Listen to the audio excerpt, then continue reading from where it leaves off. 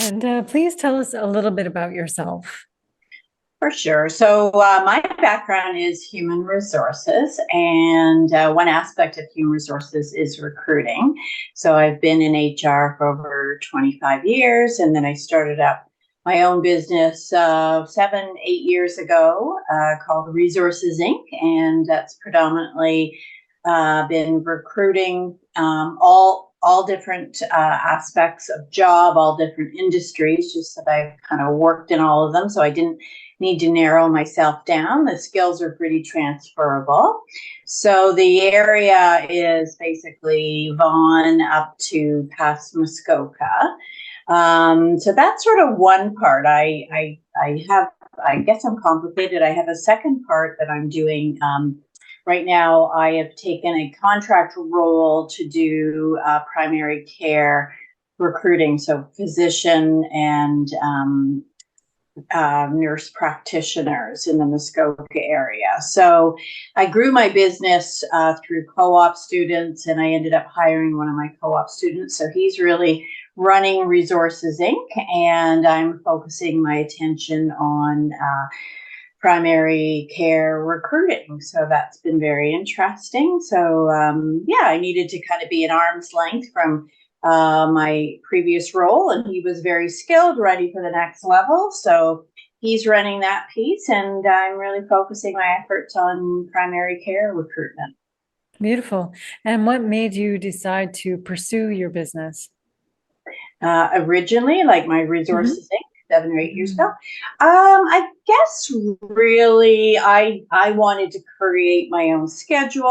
I had had enough experiences of environments that I kind of question the core ethics of some of the individuals or people that I was working with.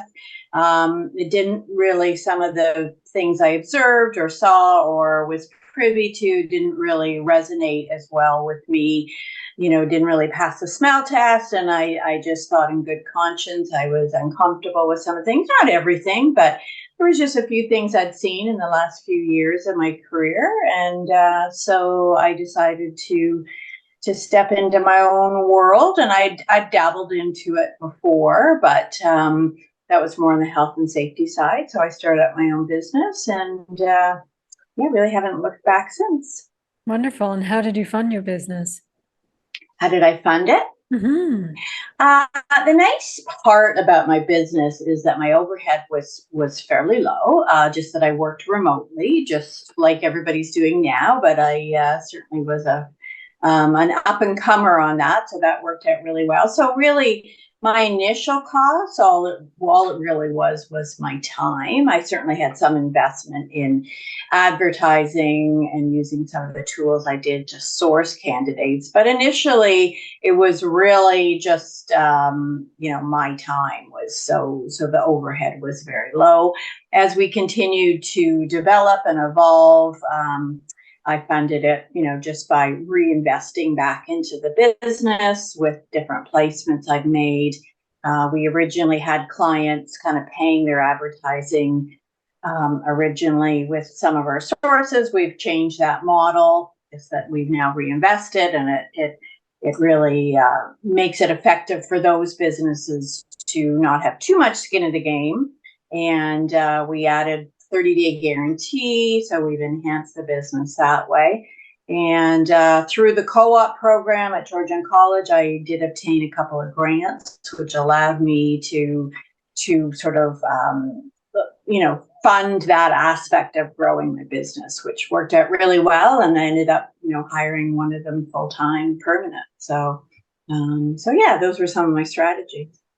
Great. And what piece of advice could you offer others who would like to follow in your footsteps? I would say just be really tenacious. Like, I think the nature of what we do, recruiting, requires that, but look under every bush, turn over every tree. I've had opportunities that have just ended up in my email One of the opportunities last year was a pitch competition. It was more than just doing the pitch, but you had to do different things. It was through Pizza Hut, and I ended up kind of going through all that, and I was one of the successful winners at the end of it. So I ended up with a nice grant, not grant, well, a prize, because it wasn't being paid back. And so I think just those opportunities, just be really open to them. I've certainly mentioned to lots of people that are getting into their own business, hey, reach out to me. I got lots of contacts. I've taken years to figure this out and where some resources are. And really, I've never had one person reach back out. And I'm just thinking I've done years of knowing what's out there and what the opportunities are. So I think just be really open to those things. You never know what might be around the corner. And just by having a 5-minute call, you might learn about a great opportunity that's applicable to your business. So just be a little open to those things. Open and available to receive, I guess. Yeah. Yeah, absolutely. I think especially with COVID and smaller businesses, there's been a lot available in the last 2 or 3 or 4 years. I don't know if I just didn't see it before or it wasn't there. So there's been a lot of opportunities to support small businesses, to support female businesses or minority businesses. So there's just seems to be a lot out there. So be open to it, keep an open mind for those things, because you can be quite successful with that. And what's kept you feeling driven and motivated, even during those harder parts of your entrepreneurship? Well, I guess the nice part about it, I was already remote, and that already worked extremely well for me. I'm pretty driven and self-driven, and that doesn't necessarily suit everybody. And I think making my recent switch into a different form of recruiting, primary care, that's a whole other it's a whole other bag of tricks, if you can put it that way. And that's really allowed me to continue learning. Learning is, for me, is really exciting. So I certainly knew the HR and the recruiting side, but really learning healthcare was very, very interesting. So I think just continuous learning. So that, branching out into that really worked out well for me, because it really provided a lot of additional opportunities to learn. I've tried to, with my co-op students, make every learning opportunity available to them during their co-op program, just because that's sort of how I see the world, that learning is exciting. And the more you know, the better you can be at your business. So that's been stimulating for sure. How would you like to see your business grow? How would I like to see it grow? Definitely how it's growing now is my co-op student took on a full-time role, and now is basically the office manager or the general manager of the business. That just sort of happened organically, and I think there's going to be probably other people out there like that we can also bring into the business, that they get a great co-op, they get a great learning experience, and, that does grow the business. So I think just being open to those additional opportunities. And what does success look like for you?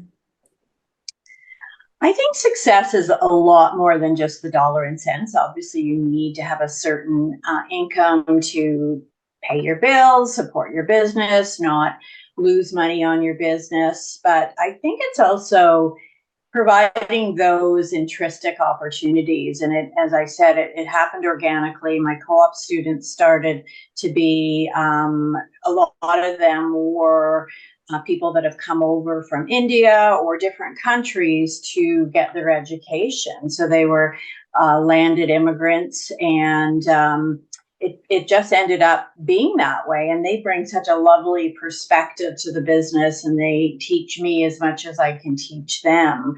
So that's just really how it grew. And that's exciting to me, that I can provide somebody that hand up rather than the handout to. And, I look at my office manager, my general manager now, he's going to be getting his landed immigrant status and all of that. And, that's, by working for us, that's allowed him to do that. So like that really makes me feel great, and just mentoring and bringing the years of experience back to the people that work with me. So yeah, I just think I always look at treating them, how would I want to be treated? And that's really, one of the reasons I started my own business is that didn't, some of the cultures I saw didn't really pass the smell test. And I really always look at how can I treat them really well. For example, I just,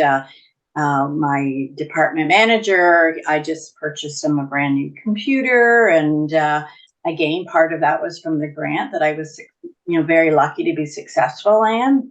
But he's thrilled, and I got him to choose whatever he wanted, and that's really helped his productivity. So, that's a sort of an out there thing, but I just really look at how would I want to be treated, and what were the ways that I was treated that didn't resonate with me. So I probably go to the extreme, but I think that's really worked. So it's about living your core values, and I think that comes out. Good. And what's an achievement you're very proud of? Well, and this goes back a few years, but I had worked in human resources, and I hadn't necessarily had all the education piece behind me. And I just decided, whenever it was, 7, 8, 10 years ago, I was going to get my CHURL, which is Certified Human Resource Leader, which used to be CHIRP then. And I just went at it, and it was a lot of studying, it was a lot of work, but I just thought I'm going to do it, and I'm going to get those letters behind my name, and not having that barrier in place. And spent the whole summer, basically studying for the exam, and I was successful. So I was pleased about that, because that was something that was holding me back, and I knew I had all the skills. I just needed to have a bit of the paperwork behind my skill set. So that's fantastic. Congratulations on that. And what made you sign up for the Canadian Women's Chamber of Commerce? I just think the core beliefs are everything that I believe in: equity, inclusion, respect, dignity, whether it's, man, woman, child, whatever it is. And I think some of the advocacy components that the chamber is involved in, such as, EI for female business owners, or male business owners for small businesses. I think those are really important things, because you go away and you have a baby, and you don't have the support to look after that and have all the other opportunities that everybody else does. I think that really limits your ability. So I think just the advocacy work is very important. You need to have that voice, and a lot of times it's not easy to have that voice. And I've done that different times, and hasn't necessarily been the best career choice for me, but sometimes you just see something, and you need to make it right. You need to make a difference, and you need to be able to look at yourself in the mirror and realize you're leaving this in a better place than you found it. And I think today more than ever we need people to do that. So no, I agree that that's so true. Can I ask you what are the 3 to 5 top benefits you've gotten from becoming a member of the Canadian Women's Chamber of Commerce? I think definitely networking. I would say anyone I meet, we really resonate because of that common core value. I was introduced to the Canadian Women's Chamber through a course I was taking, Women Leadership Institute, I think it was, and she was a member, and I had joined, the chambers in my community, but she pointed that out. So I think just a resource, like when you're self-employed, you can have highs and lows, you can have good and bad days. And a lot of times, especially when you're sole proprietor, you're kind of working on your own. You may have a smaller team, but you may all work remotely. So I think just an opportunity to have, those women rise me up when I needed it and vice versa. And very, very empowering, very what's collaborative is the word I'm looking at. Like, when you're talking to the different members, it's, oh, this really worked for me. Why don't you try it? I'll get you some information on it. So it's not like we're all competing and keeping everything close to the chest. That is definitely not the case. It's very collaborative. And I just think, ideas come in many different forms. And, I know I get sort of my weekly news information on what's out there, what's available, what are some grant opportunities, what are some learning opportunities, and you can't be a subject matter expert of all of those. You need that hub to be able to sort of filter that out and make sure you know about it, because it could be, you may be the perfect business for something like that. So I've definitely gotten lots of ideas that I've explored from information coming from the chamber. Mhm. Is there a message you'd like to share with other women entrepreneurs? Sorry, say that one more time. Is there a message you'd like to share with other women entrepreneurs? I think just stick with it.